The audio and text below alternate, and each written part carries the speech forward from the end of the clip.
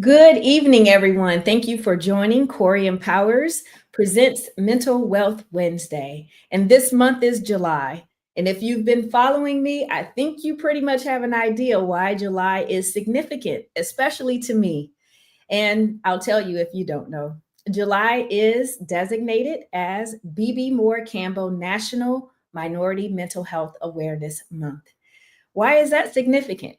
Well, it is significant because Bebe Moore Campbell was significant. Her legacy is strong in terms of her advocacy for mental health and wellness, specifically in the Black community and other minoritized communities. She was very involved in helping families to have resources to help their loved ones who live specifically with severe mental illness when she had a loved one who lives with severe mental illness currently. Although Bebe is not here with us anymore, her legacy lives on. Those who continue to do work in her name and in her honor, I truly appreciate. And one of those groups is Beam. I was very, very happy to have the engagement with Beam and the collaboration with Beam to talk today for Mental Wealth Wednesday. Beam is the Black Emotional and Mental Health Collective. And we have tonight with us Joelle Dusek, who is the Associate Director of Training and Programs. Joelle, I am so pleased to have you on today, and I would love for you to share about your journey going from the entertainment industry into the mental health space and helping people to improve their lives, their collective existence in communities, and for communities to be supportive of each other, knowing and using the mental health resources that are available.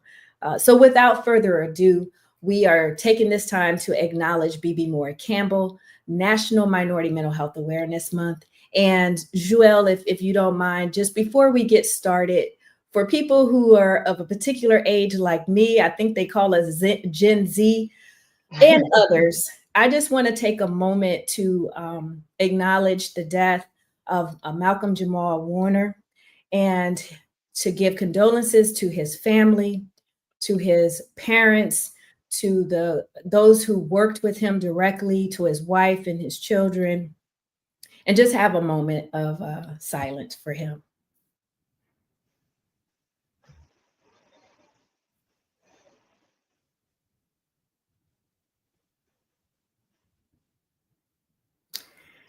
Thank you for that. We have to take a pause sometimes in life, not just when someone dies, but we just need a pause in our own lives to help navigate our feelings, our thoughts, interactions with others. And I hope that this program today and all the programs help you to know about resources that are available to help you do just that. I just want to share in my moment of being quiet for a moment for Malcolm.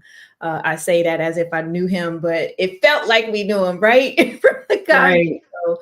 but if there is no other reason to smile, it's just thinking about that Gordon Gartrell episode that so many people have posted about. And if you ever need a day to laugh, I just encourage you to watch that episode or just look at that shirt and understand why that episode was so funny. So, Joelle, I will Yeah. it to you because I would just love to know how did you transition from the entertainment world into mental health?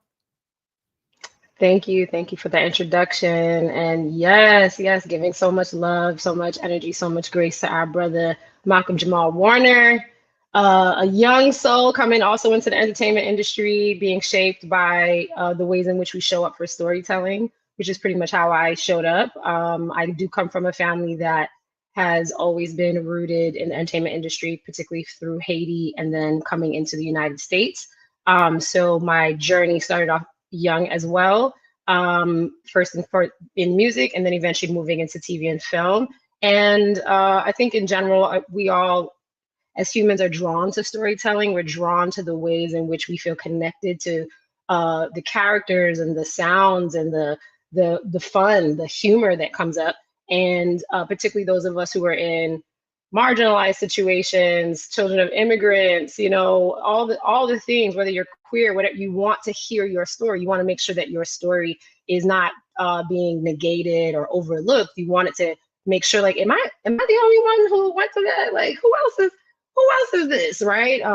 Also dealing with artists, right? Bebe Moore Campbell is an artist as a writer. She's thinking of stories, whether it's fictional stories or her own life story, and bringing it into those characters. So my initial thought was, let me get into this industry to be a support and an ally in how do I support our stories being told.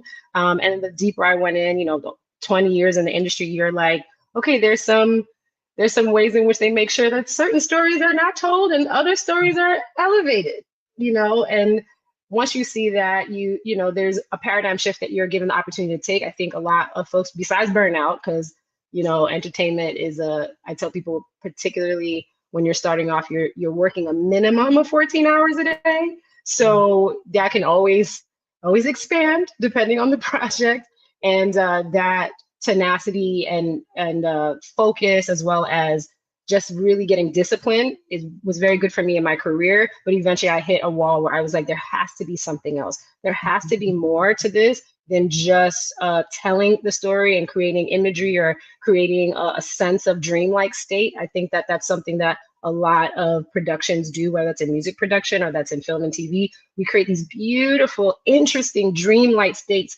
for everyone to come into and feel like they belong, whether that's in the storytelling or that's in a concert, things like that.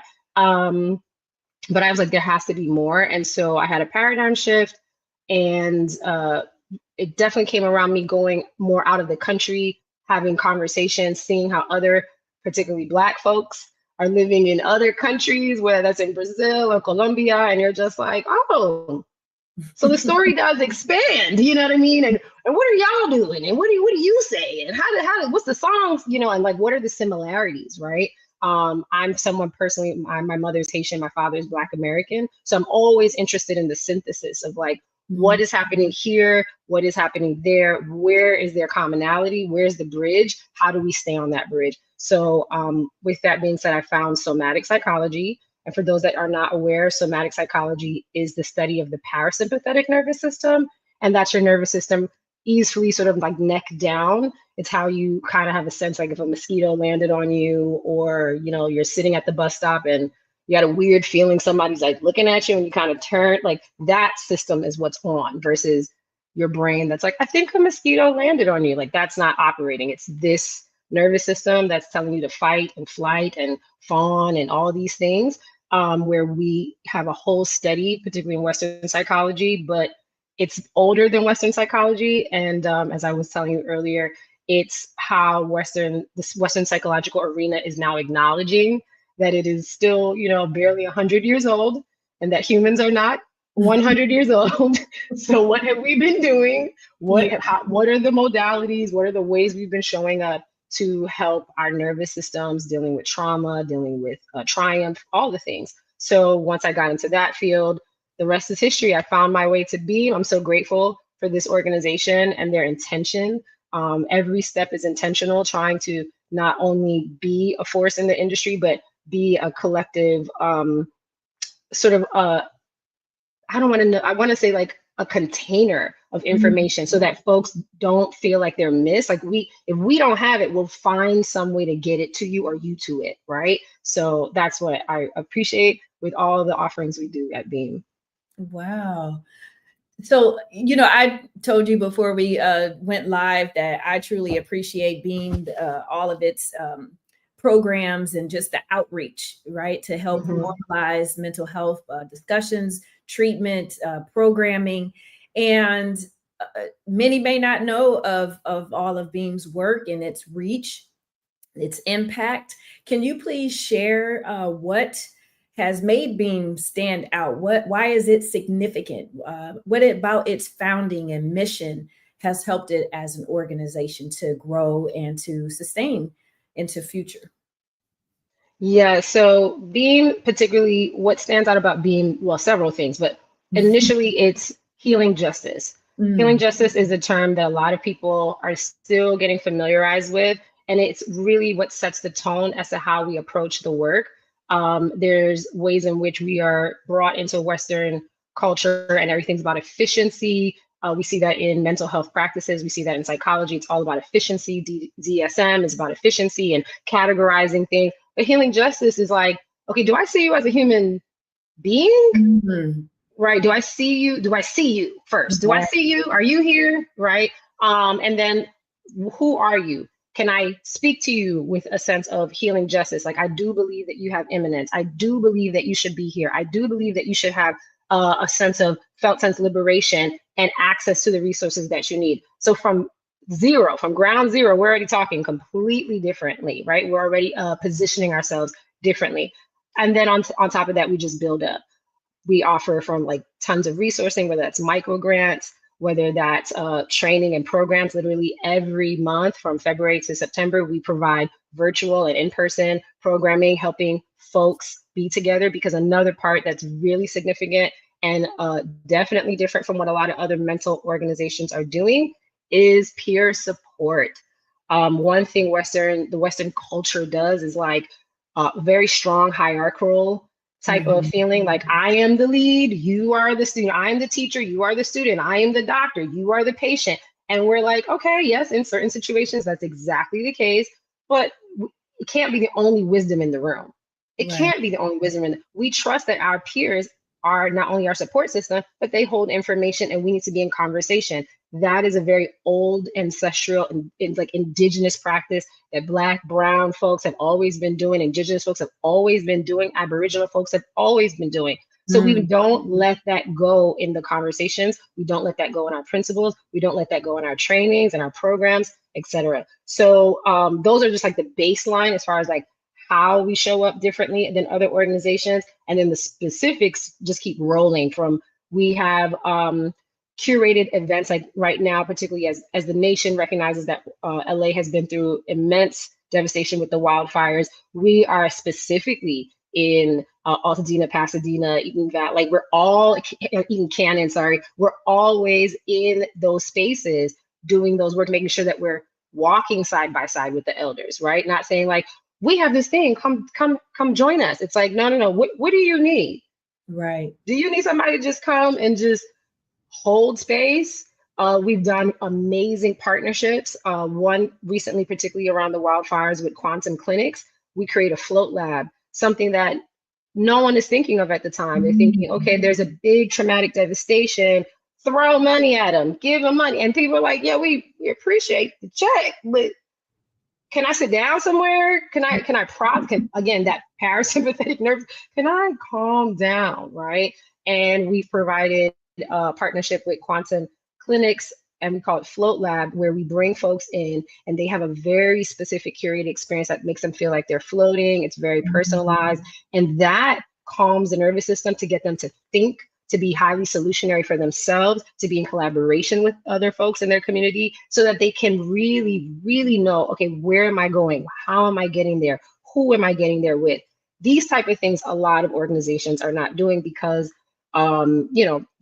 aspects around funding and how they have to do certain things based on funding. And there's also ways in which they've never been sort of, I don't want to say given permission, but definitely invited to be like, oh, let's get creative. We don't have to do the same old. We can get real creative for our people. And actually doing things that a person needs, right? It's a part of that whole acknowledging their right to exist as they are. Everyone can't, as I've heard the phrase used in terms of dealing with individuals that live with severe mental illness, everyone can't walk through the door. You may have to go to them, go out to the community, not them coming into the office to sit on your couch type of situation. Right. And so I really appreciate that. And it's more addressing the needs than you, the top down, telling you what we're offering. And if this is not what you need, it doesn't matter if it doesn't help you. This is what we have. And we're going to mark you as one of our numbers for our statistical purposes to turn in for grant money, because we're the bigger organization and we're likely to get it versus you who is actually doing boots on the ground work. Right. I appreciate that. And I just want to say, again, we're here. It's July. July is Bebe Campbell National Minority Mental Health Awareness Month. One of the reasons why I reached out to Beam is because your organization acknowledged Bebe Moore Campbell's work. Some organizations, some posts are just simply saying BIPOC Mental Health Awareness Month or Minority Mental Health Awareness Month, and totally dropping her name. Not even as a hashtag is it seen.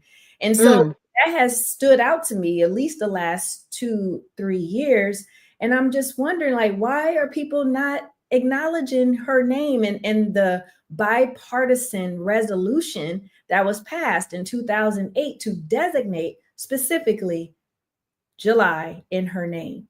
So just some of the organizations that have: the American Foundation for Suicide Prevention, NAMI, of course, the National Alliance on Mental Illness, which she was a co-founder of what is now known as NAMI Urban LA, Mental Health America, the National Black Justice Collective, Journey to Grace Counseling, Black Mental Wellness, Therapy for Black Girls, Mental Health News Network. I can go on and on. There are a number of them.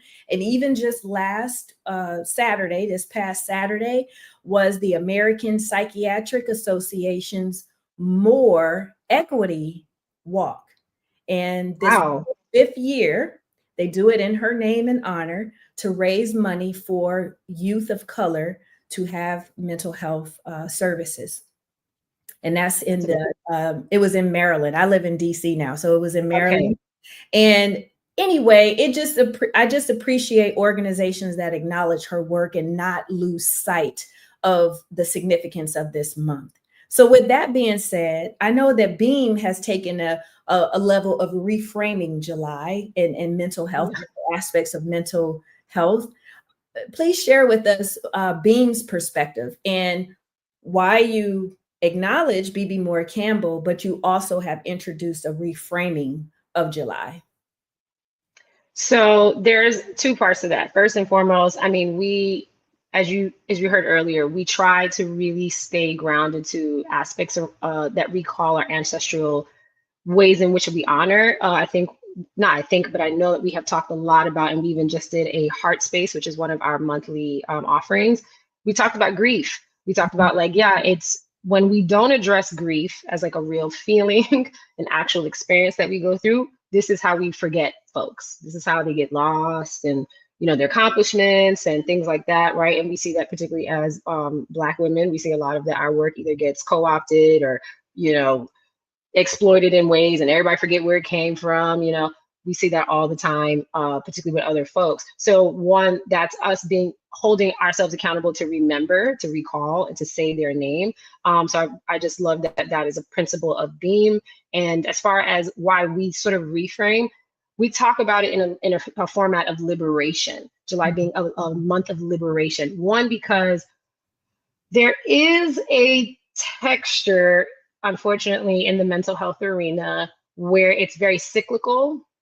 It's like they're doing all the parading and they're doing all of it, but like, when do we help people realize there's a point to this? Like, we're trying to help you find your own space of liberation, your own breath of liberation while you are working through minority mental health, the specifications that are different maybe in your communities than in other communities, right? And recognizing that liberation is still a part of that conversation. And what does that look like? How do we reimagine it? That's a huge, huge word we say at Beam. How do we reimagine this, right? We don't have to follow what everybody else has been doing, because everybody else has been doing it. And where is it going? Right. How far has it come? And how far will it go? So let's reimagine that. And with that reimagination, where is liberation? And inviting people. That's a huge part of what we try to make sure people realize. This is an invitation. Can you come into this experience of like, what does liberation look like to you, feel like to you, as you might be going through severe mental health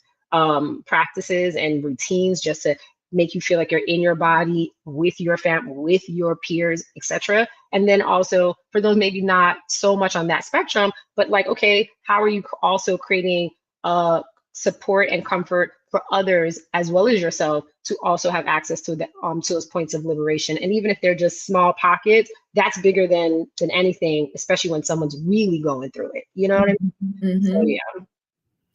I appreciate that as well. And liberation is such a powerful word. especially when it comes to Black folk, Yeah, right? Everybody say reparation. That's cool. Liberation. yeah, How yeah. does that sit with you? The idea to be liberated from whatever this is, this Right. experiment, these structures, yeah, there's a lot there. And me definitely being Haitian, we call it liberation all the time. You Yeah, know, that's deeply rooted for us. Okay. So right. it's the invitation. Haiti is looked at as the example of liberation being possible, working together collectively. Um, Right. and in terms of liberation, it also makes me think of the work that Bebe Moore Campbell did in trying to understand what was going on with her loved one and not knowing, finding some Right. level of community in like prayer groups with other mothers and family members who had something going on in their household with a child or family member that they didn't know what to do, but eventually having to leave her own community in Right. order to understand that this was bigger than just what she was facing in her household. But Right. she didn't keep that to herself. It was a level of bringing the resources to the community to help the community have a grasp, a touch of liberation. They didn't have to stay trapped in this not knowing what to do, but being connected then to resources. That that is so key what you're saying. I'll never forget one of my favorite professors when I was getting my master's in somatic psychology. They said, you know, our job as psychologists, our job as therapists is not to quote unquote heal Mm, people. Our job is to resource them. Our job is to resource them, right? And I think that that is a huge example of like when people get caught up in the like, I just want to heal, I just want to help, and I like, yes, no, help, healing is on the way when you're on. But if we, you know, we all have older sayings like, if you feed a man a fish today, they eat for a day. You teach a man to fish, right? If you're providing a resource, right? And right. how what do those resources look? Those resources can be vast. They can be literal pamphlets, like they have to read. It could be a spiritual experience. It could be a body grounding experience. It could be just building community that they know, oh, I'm not alone. I'm Mhm, really not alone. Because a lot of times when we're talking about mental health, mental wealth, people feel alone in this, mhm, whether it's as a caretaker, whether it's as someone experiencing, you know, trauma, experiencing the variances of their emotional and mental state, right? mhm. So, yeah. That's great. Resourcing. And it's important for people to know that there are resources available and they don't have to do it alone. And with that, I know it's hard sometimes for Black women in particular. We hear it a lot in terms of, you know, being the superwoman, wearing the cape, not taking the time for themselves, helping everybody else, even though their cup is empty, and take Right. no time to fill it up, let alone let it runneth over. That part.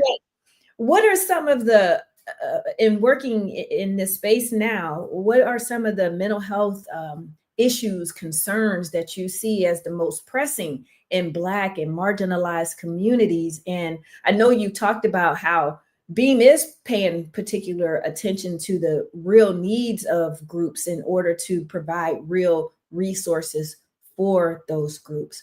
But what are some of the pressing issues that you all have seen, and how are you specifically addressing them? So that's a really powerful question. One thing we have to love about our folks is that we are not a monolith. Right.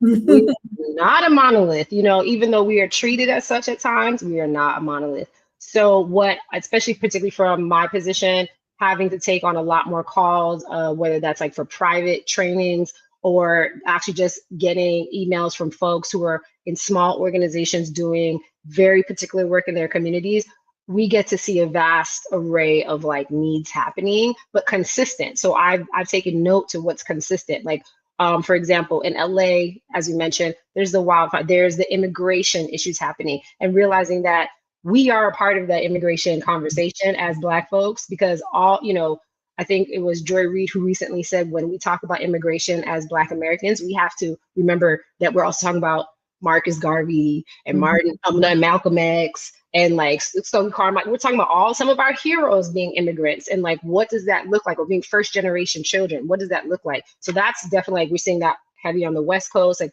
what that resourcing looks like, what type of things that they need to feel as a community and collective. But then we also have a hub in Atlanta. And like recently, as I mentioned, we had a grief circle, and whoa, that was packed. That was packed. You know what I mean? And there's aspects to it where we don't talk about those of us in the South. Like, I'm currently in New Orleans, right? This is where most Black folks got dropped off, right? So the grief is real here. The grief is in the soil. The grief is in the trees. The grief is on the corner. It's everywhere. And we're still learning how to, in order to move forward and heal, we have to address grief, right? So things like that come into conversation. And not just the grief of like just what happened in our past, but the grief of systems not working, the grief of I did everything and they still made the other decision, you know, all types of grief right now, right? And so we're also seeing, you know, some areas of DMV. I'm getting an interesting amount of young Black men who are doing a lot of work around suicide prevention. That's good. Right. So you're starting, we're like, okay, noted. I see you, right? Our founder, Yolo, has gone out of the country to support other organizations. We see what's going on in South Africa as they're addressing what their structural racism issues, what that means for different ethnic groups. So we are, that's what I was saying earlier, like we are a collective also holding information, like, okay, what's going on over here? Where y'all at? You know, some of our resources, like we have a page on our website with our wellness tools. Sometimes those people are like, oh my God, thank you. I needed this. This is what I'm gonna download the feelings wheel. And I'm gonna download the, you know, because they need just something to put up on their office. I mean, even for practitioners, putting it up in their office, all of a sudden now their clients are like, yes, pause tool, I'm here. I need to do this, right? And so these are the trends we're noticing. And that's definitely the intersection we sit at to pay attention to. Absolutely. That is great. And if you are like receiving a lot of calls, like we know just even in our personal lives, we can't help everybody. So, and then, you know, if your resources like financial resources are strapped or limited, how do you determine what you'll be able to focus on any given year or month, however you do your training and programming development? So this is a part, this is another sector to what we were talking about earlier, like community engagement.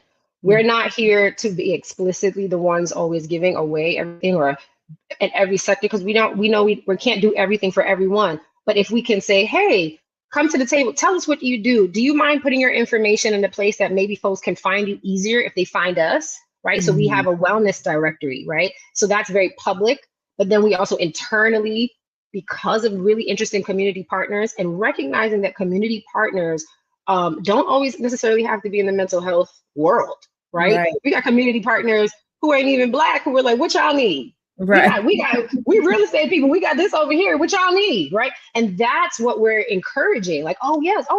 Or we have, you know, other partners who are, if it's just catering, you know, how are they really saying like, oh, we see what you're doing, we're definitely giving you a discount, or we know these people over here, they'd love to support you in this way. And that's huge part of doing this work. It's a huge part of helping all kinds of people feel not only resourced, their nervous system supported, just a sense of abundance in the middle of maybe trauma, maybe chaos, you know what I mean? That is that idea of, can we still identify where we are abundant in the middle of uncertainty? When we create community, yes, that happens naturally. That happens way more naturally versus, you know, I'm the big baller, I got all the connects, and like, no, you know what I mean? It's like, no, I'm in community with you. I'm not running the show, but I'm holding down this specific place. If people need to find me to get to you, we got them. Right. Being a general resource, a repository of sorts, collecting information and sharing that information. And it sounds like you have so many wonderful tools and resources just on your website.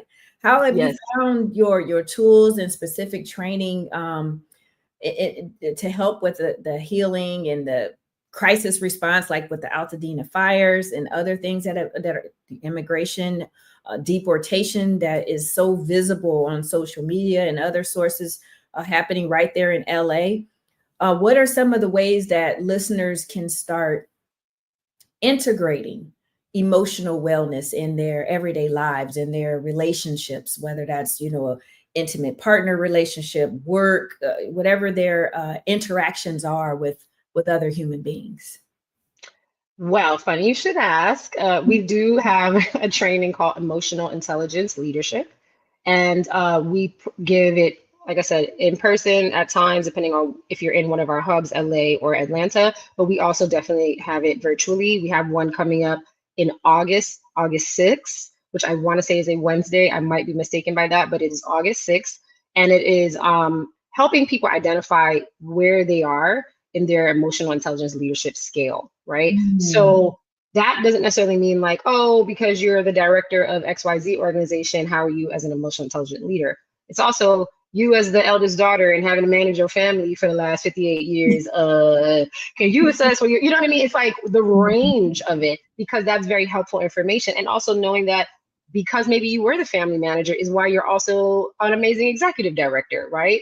And where your gaps are, where you can utilize more support. So that is one of the biggest resources that we give, is through a training that is a curriculum. It has a sense of curriculum, but it is such a main resource. People really leave out of that training feeling like they have a better sense of who they are, right? Yeah. And have also been challenged by like, oh, I've never had anyone challenge me in this way. We've been in some churches where, they had to go through it and people was like, yeah, Pastor, I don't know if you're scoring high there, and getting that beautiful call in like, all right, we're trying, because again, even if we're thinking about churches, they have stood the test of time within our communities to be the center of even just like rallying folks, and even also liberation work, if we're being very honest about that, right? So it goes from business to, community, to churches, to, schools, to individuals.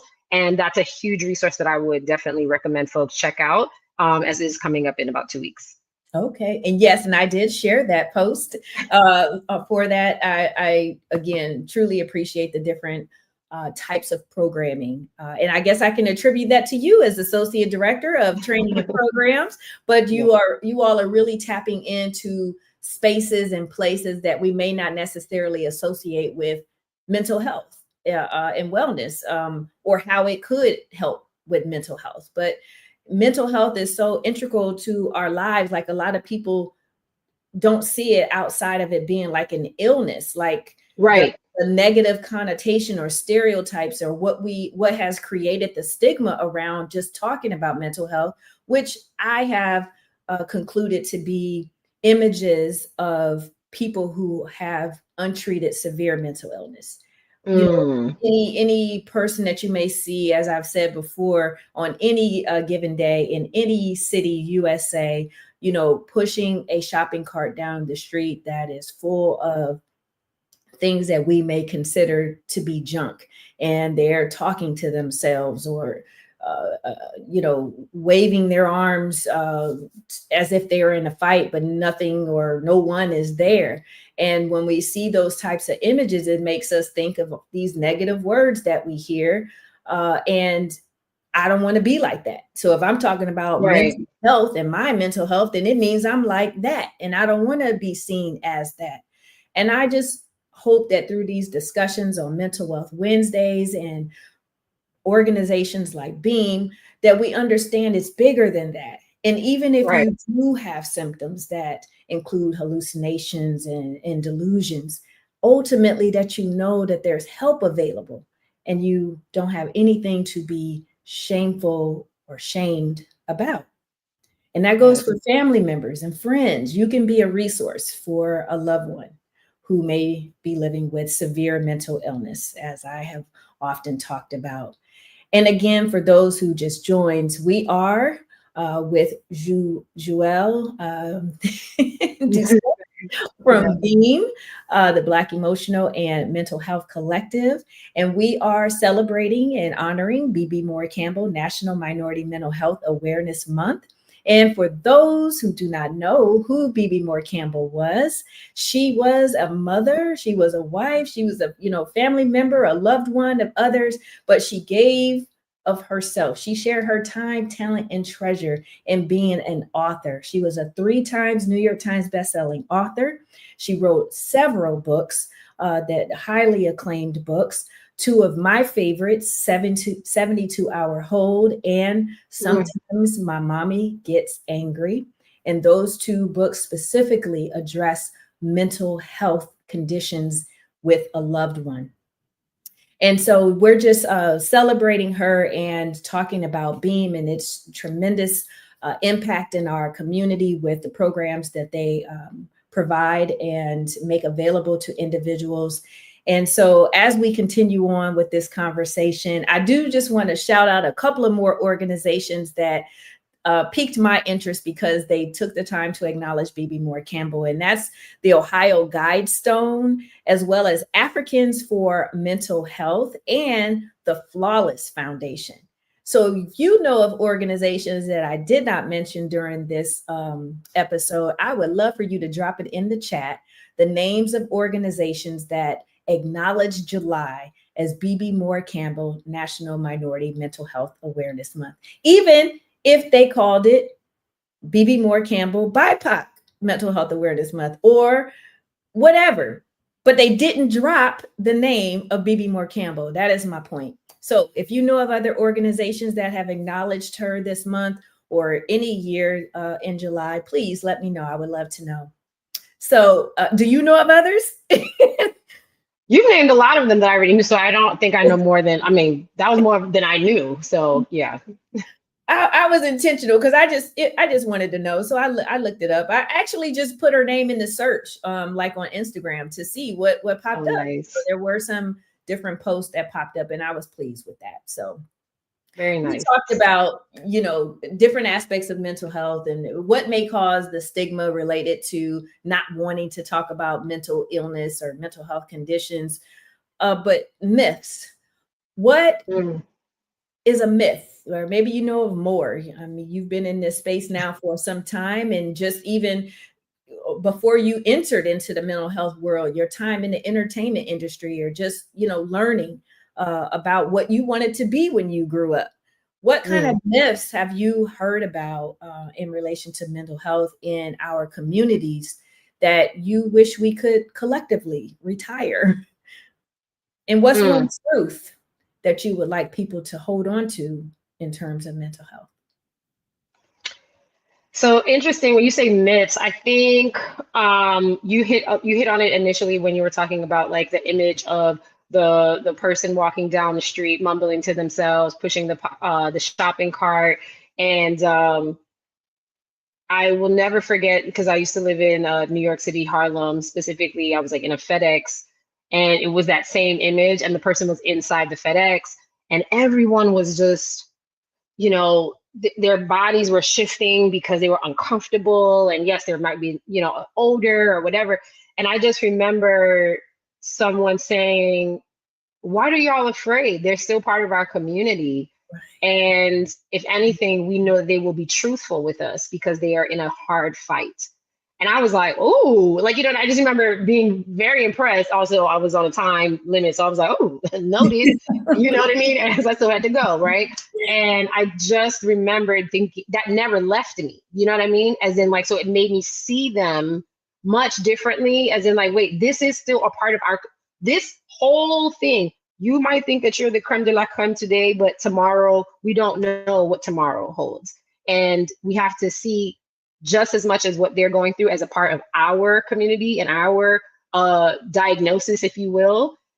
And then we can work from there versus like this separation of like them and us. And you were naming that, like, it's very, again, with that unfortunate Western white lens, it's very prescription oriented. Like, I have to diagnose you. I have to prescribe something to separate you from me, et cetera, which is what we see in so much of, unfortunate, any type of isms, right? The separation aspects, right?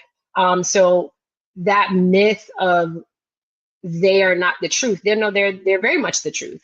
They are a huge reflection of who we are. And if you want that reflection to change, it's not about separating or getting rid. It's about seeing yourself and how would you want you to be treated? How would you want you to be cared for, right? And I think about also a dear friend of mine who's from Sierra Leone, and she said, I was back home, I was visiting, and I was hanging out, and after a while, again, also coming from New York, she said, I started noticing I didn't really see homeless people, and I'm wondering. And so eventually, mind you, she's from Sierra Leone, she just hasn't lived there in so long, and she says to maybe a friend, a cousin, she's like, where are the homeless people? And they were like, homeless people? Why would we have homeless people? We know everybody. Right. Why would we have if I know you, I got a back room. Come sit down. I'm a cook. I know I went to school with you. Why are you on the street? Right. But then the myth is Africa is a third world country and they don't. Right. So you see how this is also coming from entertainment, coming from the storytelling standpoint. Let's question the story. Let's reevaluate the story that's actually being told. And then let's reimagine it. Let's rewrite it and let's get it straight. Right. And that's a huge part of the work in the mental health field, in the mental health arena, that is on us. We cannot rely on our systems or the systems that have been made for this space. We can't rely on them anymore because we clearly see they're mixed match. They don't match. Another resource I would say around that myth, the Mythbusters, there is a beautiful book called Fresh Water by a Nigerian sister. Oh my God, I'm gonna botcher her name, so I won't even say it, but the name is Fresh Water. And I'm sure if I think about it, but that book right there is a powerful reevaluation, particularly on how folks with different types of schizophrenia, personality disorders had historically been treated within context of Aboriginal, Indigenous, African folks, and how they were welcomed into certain societies because we see this as a gift and we want to take care of you. And so thinking of it as this could have been a gift at one point, but it got lost in the sauce in the wrong system, right? So these are things we have to reevaluate and close the door on some of these myths for. I'll answer, that's the first part of the question. Do you mind reminding me what your second part was? Yeah. No, it was just in terms of the truth, what you were kind of addressing as you answered that. But what truth would you like people to hold on to? That's yes. We bust up these myths. What would you like them to hold on to? So I think my truth in two part would be, especially for my Black, brown, immigrant, queer, verily abled, all the things, exploited, poor folk. The truth that our body is just something we exist in. We are in a highly intelligent being. We are highly intelligent beings. And so the truth that I would love for people to lean in on, particularly as a somatic psychologist, is not to run from the wisdom your own body holds, whether that is the wisdom of how to find triumph, even in the midst of PTSD, to find triumph in the midst of depression, right? And to remember, so it's not just remember, but remember, bring the members of your body back in alignment. So this is why we have to take care of our bodies, not just, I go to the gym and I eat right. It's well, do you rest? Do you play? Do you color? Do you utilize all of your nervous system to help regulate you and to remember who you are, one, and how you belong to millions of amazing ancestors who've preceded you to get you here to be in this moment, right? And how the body is holding a lot of that memory. So that's one truth I want to leave with folks. There's ways in which you can trust your body and not think of it as something that's walking you through life. But then by doing so, that will mean the truth is get really familiar with your own story and your own story's sort of lineage, the legacy of your own story. I think we look at history particularly as a bunch of numbers and dates and dead folks and dead white men. And it's just like, no. It's not just, it's not just, and that legacy is not just based on DNA, right? I always tell people, one of the biggest things I say is some of our biggest heroes, particularly in African-American culture, none of us know what their children's names are, but we'll tell you what book they wrote. Yeah. Right? Toni Morrison has 2 sons. Most people don't know that. What are their names? Nobody knows. But you can name a bunch of her books, I bet you. Right? James Baldwin had no children. Still, his words ring true today.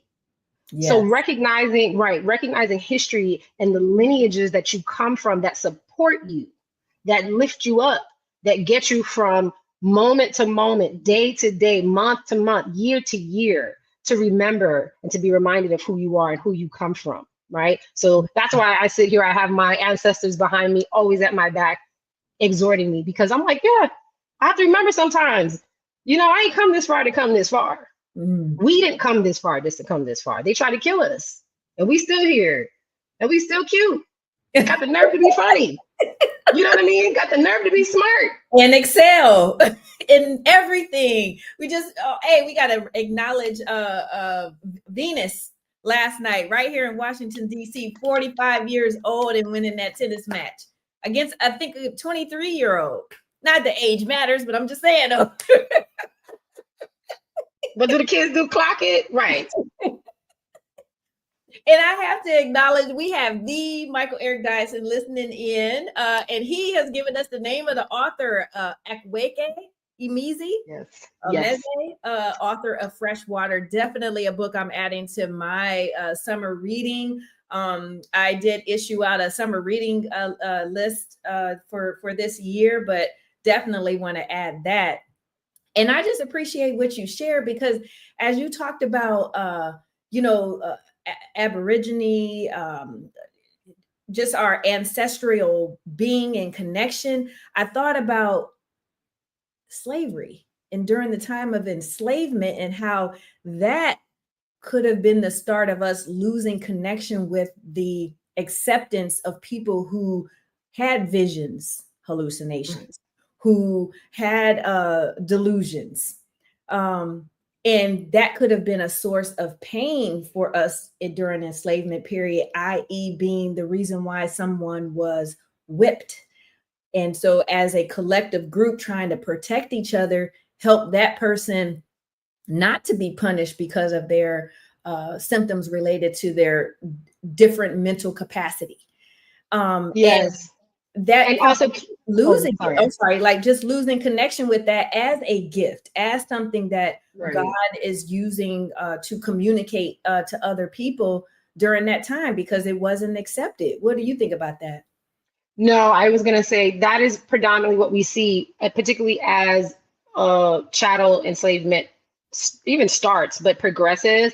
It's more about the making all these people fill in what white Western colonial mindset deems as right and wrong, right? It's the binary. We see a binary code start coming in. So if you don't fit this, you don't fit that, then something's wrong, and about protection and things like that. But I won't say explicitly it was gone in enslavement, because we still have powerful people like Harriet Tubman, who was known to have tons of visions, not only because she was powerfully spiritual, but also she was hit in the head with an iron at one point and her head is split open. So we have even Nat Turner had visions, right? So we relied on people's visions to know things, because a lot of us couldn't read. So you can't read it. What you see though? What else you see?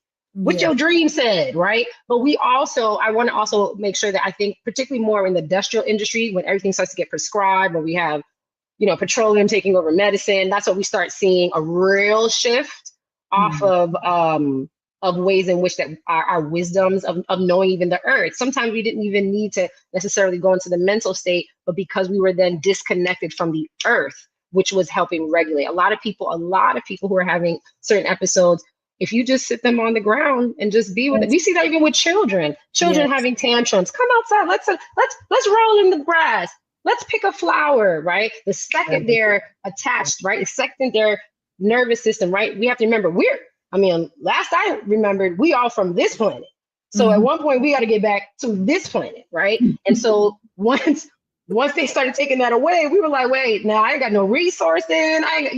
Right. So these are larger conversations. I think as we talk about mental health, we will eventually have to really sit with ecological and environmental justice and how that is supportive to our culture and our communities, particularly when it comes to the subject like mental health.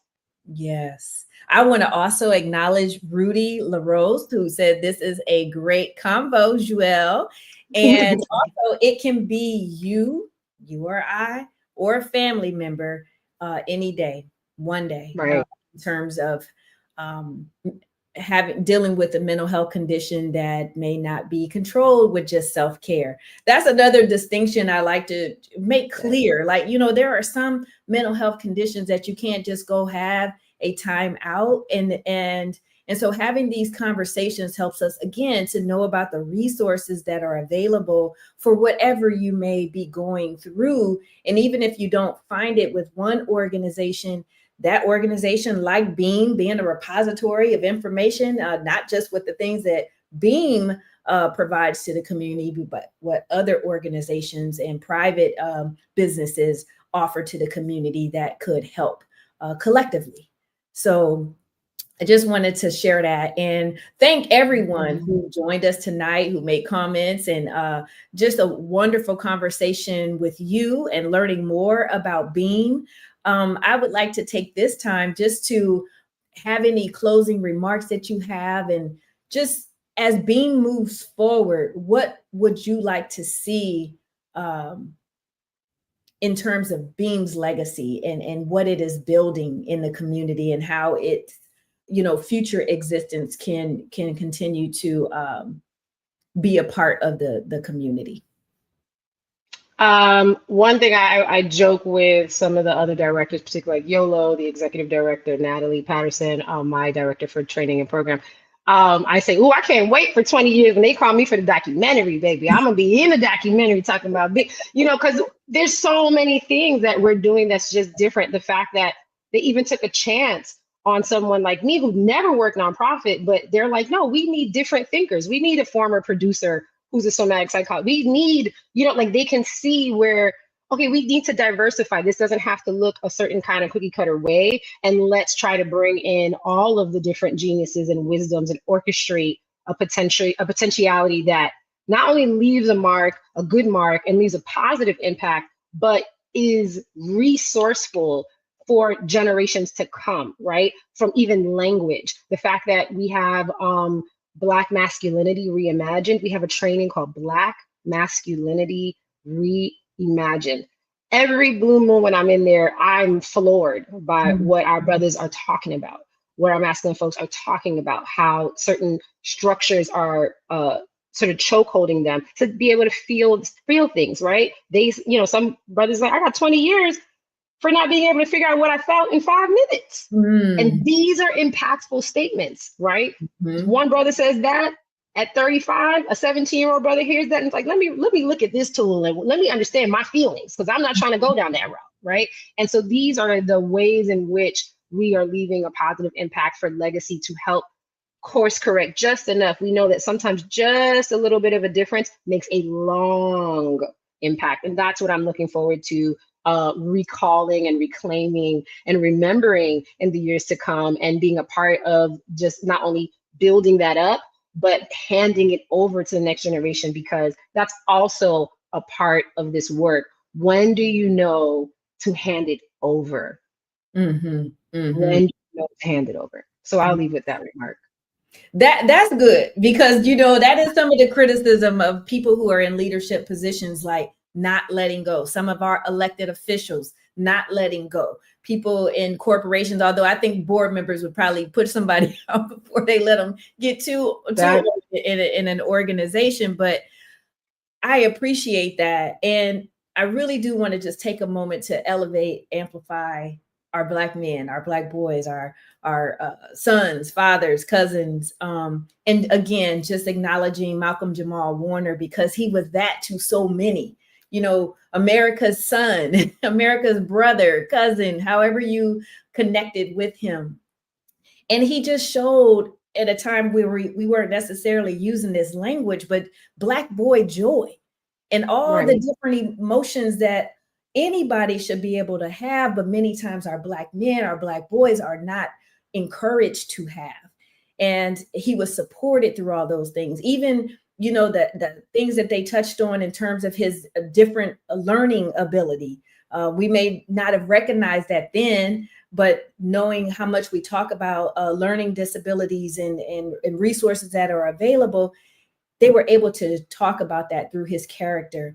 And so I just want to thank you, Beam, and thank you for coming on and just allowing the space for people in whatever way that they exist right now to know that their existence is good and that it's okay.